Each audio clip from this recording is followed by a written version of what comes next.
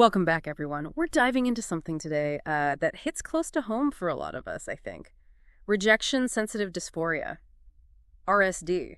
You know that feeling when, like, a friend makes a kind of offhand comment? Or you get a not-so-great performance review at work, and suddenly your emotions are just spiraling? Yeah, we're going there today. And we're talking way more than just being a little sensitive here. RSD is in a whole other category. It's like this emotional pain. So intense that it can almost feel like physical pain. It can be unbearable. That sounds rough. But we've got some really good stuff to help us understand it all better. We've got an article here focusing on some really practical ways to handle RSD. And then we've got some great info from the Cleveland Clinic, all about symptoms and causes and what you can actually do about it. And get this, we're even going to explore how RSD might be connected to how our brains actually process physical pain. I don't know about you, but I'm hooked already. Yeah. That link to physical pain is definitely one of the most fascinating parts of RSD. Ugh. But before we get too far, let's get clear on what RSD actually is. The word dysphoria itself is really key here.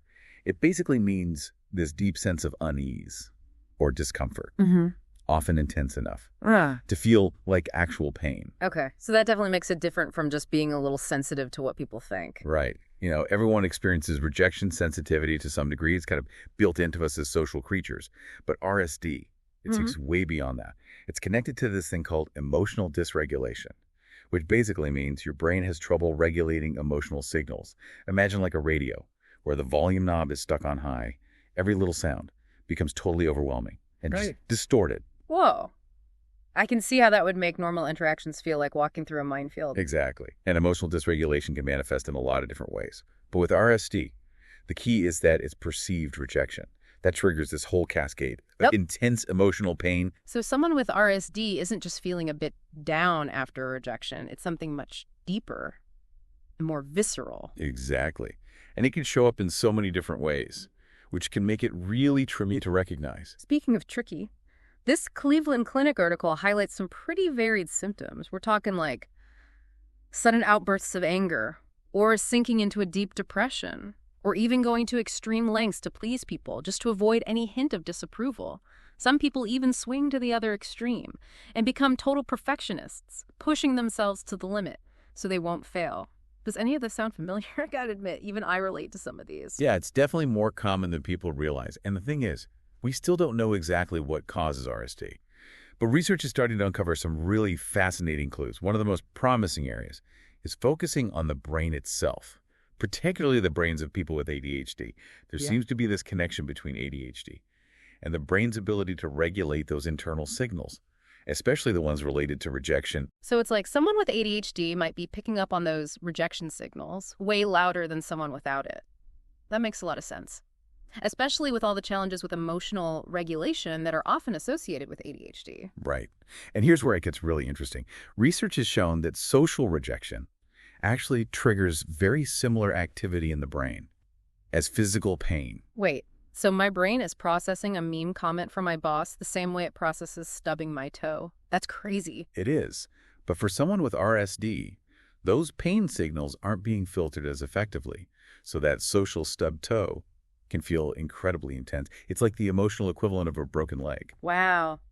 That really puts things in perspective. It makes you realize how important empathy and understanding are when interacting with people who might be struggling with RSD. Absolutely. Okay.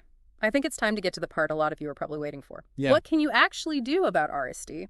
Here's the thing. Because RSD isn't officially recognized as its own diagnosis yet, treatment often focuses on managing the related conditions, especially ADHD, so let's talk medication. Right. Medication can definitely be an important tool, but it's not the whole picture. It's more about addressing the underlying brain chemistry that might be contributing to RSD. One category of medications is called alpha-2 receptor agonists. Okay. Break that down for me. What are alpha-2 receptor agonists, and what do they do? Well, remember how we talked about those emotional signals getting turned up way too high?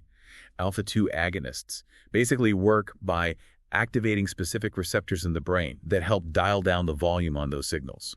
So medications like clonidine and guanfacine are basically like fine-tuning that emotional volume control we were talking about, almost like putting noise-canceling headphones on for your feelings. Exactly. And then there are stimulant medications like Adderall, which is a combination of amphetamine and dextroamphetamine, and Ritalin, also known as methylphenidate. These work by increasing the levels of certain neurotransmitters, those chemical messengers in the brain, that help regulate attention and emotional responses. So they're basically boosting the brain's ability to focus and manage emotions better. Precisely. There's also a class of medications called MAOIs, or monoamine oxidase inhibitors, like tranylcypromine. These can be helpful too, but they come with some dietary restrictions and potential interactions with other medications. So it's super important to work closely with a doctor if you're considering that option. Got it. So medication can definitely play a role in managing that biological side of RSD. But you mentioned it's not the whole story. Right. What else is there? You know, it's interesting. When we talk about treating mental health conditions, medication often comes to mind first. But there's this whole other world of approaches that are just as important, if not more so. Totally. Medication can definitely address those underlying brain chemistry imbalances, but I'm guessing therapy is like the other half of that equation. Exactly. Think of it like this. Medication helps calm the storm, but therapy teaches you how to navigate those waters. I love that. So it's not about like magically erasing RSD, but more about equipping yourself with the tools and skills to manage those intense emotions in a healthier way, a more sustainable way. What kind of therapies are we talking about specifically? Well, there are a few that really stand out as being particularly helpful for RSD. One is cognitive behavioral therapy, or CBT. It's all about identifying those negative thought patterns that just spiral out of control when you're feeling rejected, and then challenging those thoughts and replacing them with more balanced ones, more realistic ones. So it's like rewiring your brain to react differently to those rejection triggers. I've heard a lot about CBT for anxiety and depression. It's great to know it can be helpful for RSD too. Absolutely. Another really powerful therapy is dialectical behavior therapy, or DBT. This one focuses on building skills to manage your emotions in the moment, tolerating distress, and improving your relationships with others. Now, DBT is one I'm a little less familiar with. Can you give me an example of how it might help someone with RSD? Sure. Let's say you get some critical feedback at work, and those familiar feelings of rejection start to bubble up. DBT would give you the techniques to first recognize those emotions, ground yourself, to prevent that full-blown emotional spiral, and then communicate your needs and boundaries assertively. So instead of getting swept away by that wave of RSD, you're learning to ride it out like a pro surfer. Exactly. You mentioned another therapy, ACT. Yes. Acceptance and commitment therapy, or ACT, is another great option. It's all about accepting your emotions as they come up, even the really painful ones, and then focusing on living a life that aligns with your values and goals, regardless of those emotions. So instead of trying to fight off or escape those difficult feelings, you're learning to make space for them while still moving forward. That's incredibly empowering. It really is. And, therapy is an amazing tool, but there are also a ton of practical strategies you can use in your daily life to help manage RSD. It's like having this whole toolbox of coping mechanisms. Okay, let's dive into that toolbox. What are some of those everyday strategies that people can start using right away? One of the most important things is simply understanding and awareness. Educating yourself about RSD, learning about the symptoms, the triggers, and practicing mindfulness techniques like meditation or grounding exercises can make a huge difference. Mindfulness, that's something I hear about all the time, but I'm not always sure what it actually means. Can you break that down for me in the context of RSD? Sure. Imagine your mind is like a busy highway with all these thoughts and emotions just whizzing by. Mindfulness is like creating this little rest stop off to the side where you can observe those thoughts and feelings without judgment. This helps create some space between you and those really intense emotions so you're not so caught up in them. Okay, that makes sense. It's like hitting the pause button on your emotional autopilot. So understanding and mindfulness are key. What else? Building emotional resilience is also crucial. This can involve things like practicing self-compassion, treating yourself with the same kindness that you would offer a friend, and keeping a gratitude journal where you focus on all the positive things in your life, no matter how small. It's like building up those emotional muscles so you can take those rejection punches a little easier. And what about communication? That seems like it could be a big trigger for RSD, especially in relationships. You're absolutely right. Learning to communicate assertively, expressing your needs and feelings clearly and respectfully can be huge. Assertive communication, that's one of those things that sounds great in theory, but I think a lot of people, myself included, struggle to actually put it into practice. Any tips? It's all about finding that balance between being a pushover and being aggressive. Start by practicing with small things. Maybe it's speaking up when someone cuts you off in line, or voicing your opinion during a meeting. And remember, it's okay to set boundaries. Boundaries, yes. It's like creating this safety net for yourself. And speaking of safety nets, I'd imagine having a strong support system is essential when you're dealing with RSD. Absolutely. Surround yourself with people who understand you and validate your experience. This could be a therapist or counselor who specializes in RSD or ADHD, joining a support group where you can connect with others who get it, or even just confiding in trusted friends and family members. That sense of connection and shared understanding can be so powerful, especially when you're feeling isolated and alone in your struggles. And of course, we can't forget about self-care, which is so important for mental health in general. Absolutely. Taking care of your physical health is really a cornerstone of emotional well-being. Prioritize getting enough sleep, nourishing your body with healthy foods, and moving your body regularly. I've definitely noticed that when I'm sleep deprived or haven't been eating well, my emotions are all over the place.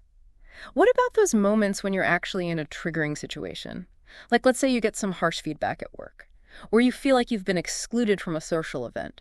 What are some things you can do in that moment to cope with that surge of RSD? One of the simplest, but most effective things you can do is just to pause before reacting. Don't let those emotions dictate your actions. Take a deep breath. Give yourself a minute to process what's happening. And try to respond thoughtfully rather than impulsively. Yeah, it's like hitting that mental pause button before things escalate. I know I could use a little more of that myself. Are there any other, like, in-the-moment strategies that you find helpful? Yeah, for sure. Another good one is called reality testing. It's all about challenging those negative assumptions. That can fuel RSD. Like, let's say, you weren't invited to a party and you're feeling excluded. Instead of just assuming you're being rejected, ask yourself, is there another explanation? Maybe the organizers just had limited space. Or maybe there's a miscommunication. It's like putting on your detective hat and looking for evidence instead of just going with that initial gut reaction. I like it. What about situations where you need a little extra support, like in the workplace or at school? Yeah, that's where accommodations come in. Don't be afraid to advocate for yourself. Talk to your employer or educator about what you need. If feedback tends to trigger your RSD, you could ask for it in writing or in a private setting. If deadlines are a major stressor, maybe flexible deadlines could be an option. It's all about finding ways to create an environment where you can thrive. You know, we've talked a lot about managing and coping with RSD, but I'm also curious about the personal growth aspect. Can dealing with RSD actually lead to positive changes in your life? Oh, absolutely. One of the most empowering things you can do is to shift your focus from your perceived weaknesses to your strengths. What are you good at? What brings you joy? Celebrate those small victories. It's like turning that RSD energy into fuel for personal growth. Instead of letting it hold you back, you're using it to propel yourself forward. Exactly. And remember, you are not alone in this journey. There are so many resources out there, therapists, support groups, online communities, all dedicated to helping people navigate the challenges of RSD. That's such an important message. You know, as we wrap up this deep dive, I keep thinking back to that connection between RSD and how our brains process physical pain.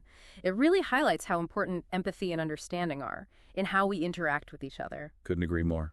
We need to be really mindful of how our words and actions affect the people around us, especially those who might be more sensitive to feeling rejected. Sometimes even a seemingly harmless comment can feel like a gut punch. To someone with RSD, it's so true. So let's all try to be a little kinder, a little more compassionate, a little more understanding in how we interact with others.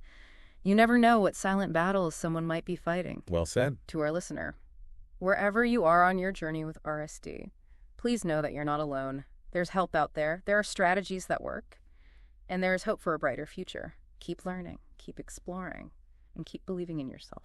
And don't underestimate the power of those small steps. Every effort you make towards understanding and managing your RSD is a victory, and it's worth celebrating. That's a great note to end on. Until next time, everyone, keep diving deep. And remember, knowledge is power.